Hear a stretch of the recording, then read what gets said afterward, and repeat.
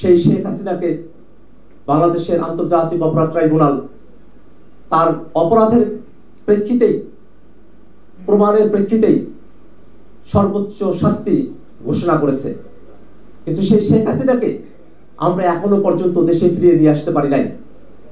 আমরা যদি যারা অপরাধী, যারা গণহত্যার সঙ্গে সম্পৃক্ত, যারা মানবতা বিরোধী অপরাধ করেছে, মানুষকে পুড়িয়ে হত্যা করেছে, সেই শেখ হাসিনার মতো খুনিদেরকে যদি শাস্তির আওতায় নিয়ে আসতে না পারি, তাহলে সামগ্রিকভাবে এই গণহত্যা এবং মানবতা বিরোধী অপরাধের বিষয়ে বাংলাদেশে ডেটারেন্স তৈরি করা, একটা বাধা তৈরি করা এবং বাংলাদেশকে সামনের দিকে অগ্রসর করা সম্ভবপর হবে না।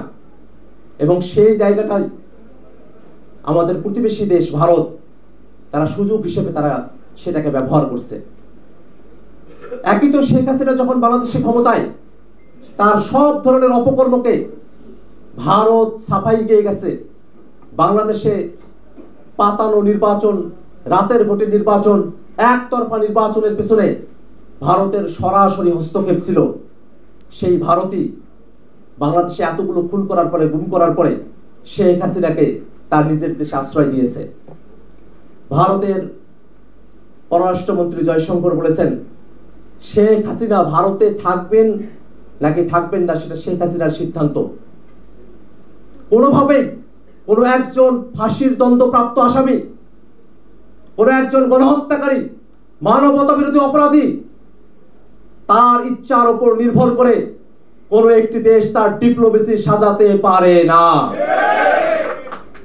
শেখ হাসিনাকে বাংলাদেশের বিচার ব্যবস্থার উপরে, বাংলাদেশের মানুষের কাছে, এদেশের বিচার বিভাগের কাছে অতি দ্রুত হস্তান্তর করার আমরা দাবি জানাই। ভারতকে বাংলাদেশের সাথে সম্পর্ক উন্নয়ন করতে হবে, মর্যাদাপূর্ণ সম্পর্ক করতে হবে।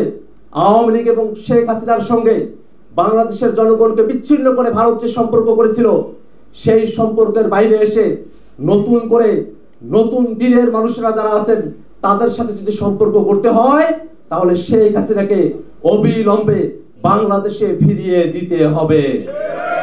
এটা শেখ হাসিনার ইচ্ছার উপর নির্ভরশীল নয়। শেখ হাসিনা বাংলাদেশকে প্রতিনিধিত্ব করতে ব্যর্থ হয়েছে, বাংলাদেশের মানুষকে খুন করেছে।